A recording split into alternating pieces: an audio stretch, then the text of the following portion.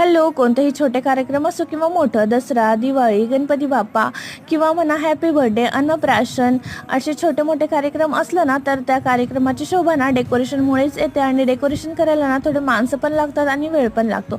पण आता हे गोष्ट ना एकदम इझी झालेलं आहे, कारण ना आपल्याला असे रेडीमेड बॅनर अवेलेबल आहेत खूप स्वस्तामध्ये, आणि त्याची क्वालिटी म्हणाल तर एकच नंबर. आणि हे रियुजेबल आहे, वॉशेबल आहे, त्याच्यामुळे ना कितीही धुवा कितीही वापरा काही टेन्शन नाही. आणि चिन्नूच्या अन्नप्राशनला ना असंच काहीसं डेकोरेशन केलं होतं, आणि ना हे असे रेडीमेड बॅनर मागवले होते, जे की क्वालिटी वाईज एकच नंबर आहे.